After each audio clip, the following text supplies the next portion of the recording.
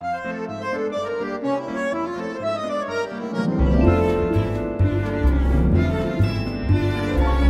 morning, and hey now, PASW staff, clients, and friends joining us. I hope you had a great weekend. Welcome to Monday's Film Scoring Monday class. We looked at the great Shawshank Redemption last week, and you guys did a great job on that. And now we're elevating our status, right? As film composers, we're taking it to the next step of really listening to what fits, and sometimes not choosing our favorite song, but choosing what works the best, right? When I'm hired to write a score for something, sometimes it's something that I don't really want. It's not my style of music, but it fits for the movie, and that's my assignment, and that's my job, getting paid to do something like that. So it's just nice to remember that this is an assignment, this is a job, we take it all seriously, and it's something that doesn't necessarily mean this is our favorite thing to do. But, you know, most of life is pretty much not doing what we want to do. So it's figuring out how to give people what they want and do the best job we can, and then, go back to just goofing off. So a little morning pep talk, right? Okay, so we're going to talk about something different. We're going to be talking about credits, okay? Opening credits. So I don't think we've ever done a film where we've done the opening credits. I'm trying to think, because this is something I've been wanting to talk to you about. If we start a movie with titles, and if the composer really sets the tone for the movie, right? So Star Wars probably has the best, I don't know, off the top of my head, example of opening credits. It's you see the space, you see all this, the story, and the music sets it up as a big space adventure. In fact, that could be a good little assignment for us to do at some point in Star Wars. So today we're going to be talking about a movie, and I want you to think about what song or composition could fit that. But this is where you're going to have more freedom actually than ever, because depending on what song you're going to pick, that's going to dictate the rest of the movie, right? If we start a movie with a rap song, we're not going to end the movie with a classical score, for the most part. Usually that's not going to be it. So the opening credits really dictates, just like the opening scene of a movie. You learn pretty quickly what kind of movie it's going to be just from the dialogue, just from the characters. You say in your mind unconsciously, oh, okay, it's this kind of movie, and then you believe it throughout the next 2 hours or whatever. That's usually conventionally how it's done. Sure, sometimes you get little curveballs thrown in, and that's always exciting. But for the most part, you're not going to see something. The filmmaker wants to make it kind of cohesive, where it's a, so. Okay, so let's get on to our assignment. We're gonna we got to get there. We have to fly over there, right? Okay, so let's go from Shawshank. Let's go to Ohio, where they filmed the scene, and let's go to Brooklyn, and we're going to be talking about a very famous film, Saturday Night Fever.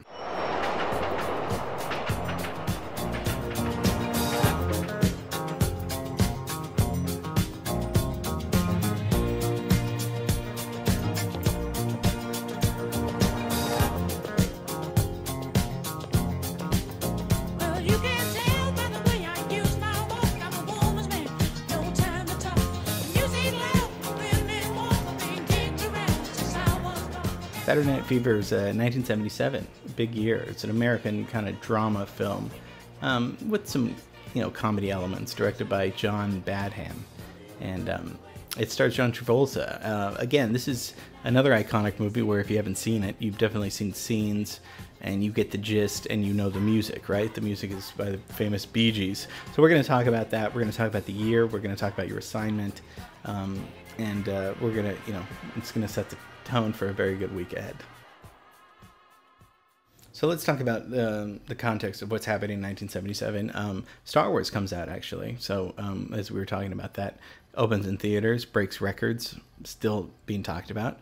The Concorde first is invented and used, for commercial flying. And then Elvis Presley, the king of rock and roll, dies at the age of 42. Found dead in an apparent heart attack at the age of 42, and died in Memphis, Graceland in Memphis in Tennessee. So that's a huge shock to the world. Jimmy Carter is elected president of the United States. And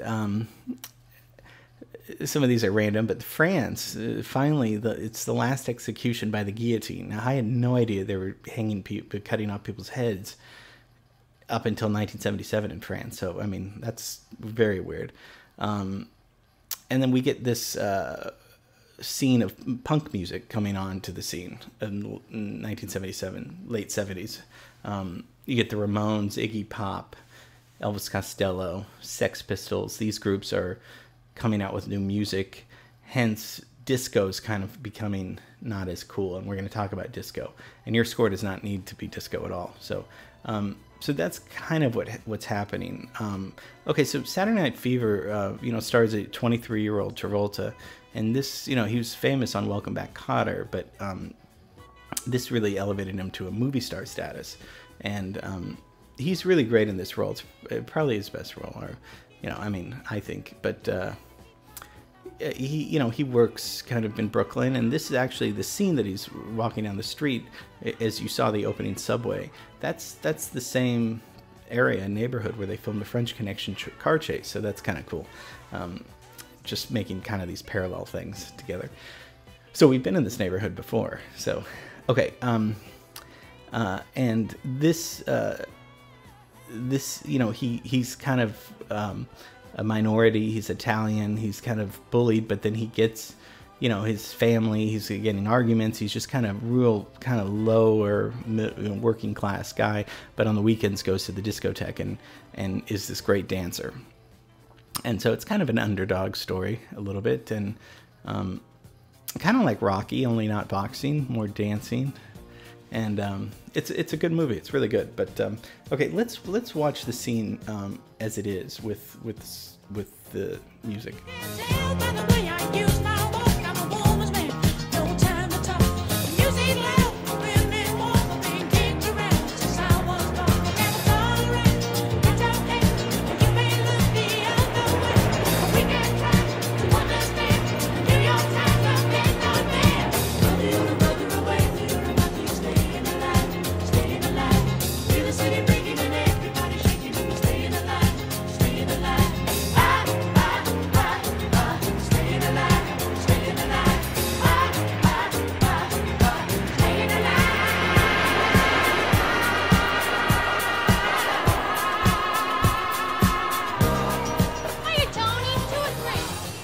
Two, give me two, that's good.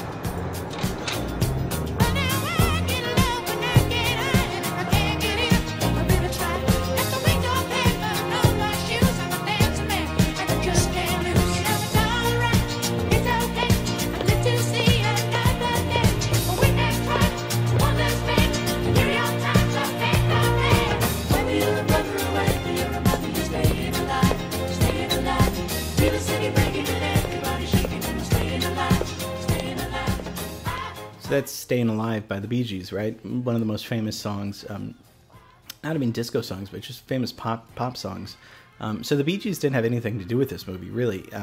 They shot most of the whole movie with just temp music, and we talked about that, with just Stevie Wonder and other kinds of music as a temporary score. But right before it was finished, they contacted the Bee Gees and they said, can you give us some music? And they were already recording an album in a studio and didn't have time, but they came up with kind of Staying Alive and some other songs just in a weekend and had it ready. And they put John Travolta dancing to this famous, not dancing, but he's strutting, he's kind of dancing. You can tell that, and I think he was listening to Stevie Wonder, as he was kind of moving with some of the movements on the street. So this is really famous. This shows you what kind of movie it's going to be. It's going to be fun. It's going to be, but his look is confident. His look is rebellious. I mean, a lot's going on just without any dialogue right here. So let's watch the scene without the score right now.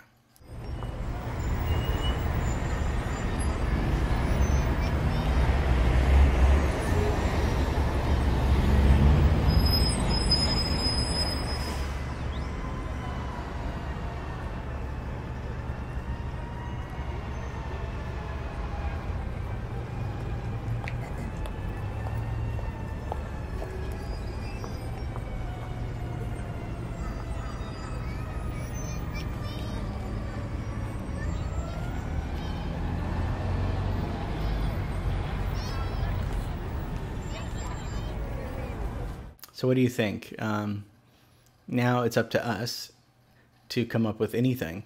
We can come up with another disco song. We can come up with something without lyrics. We can come up with anything. This is going to set the tone for the movie, remember. So you're responsible for setting the tone for the audience, for the director, of as the film composer, for whatever this movie is going to be. If it's going to be opera, then this is going to be a movie about a guy that dances to disco on the weekends and he loves opera, perhaps, or something like that. I mean, it's there's a lot of freedom, but you're going to set the direction, the tone of what kind of song. So think about it can be anything. Think about something that's we have more power right now because we're starting the action of the movie. We're not scoring something at the end, where the movie's already been shown and kind of felt by the audience. Now we're going to be starting it. So this is what we're going to be doing with opening credits.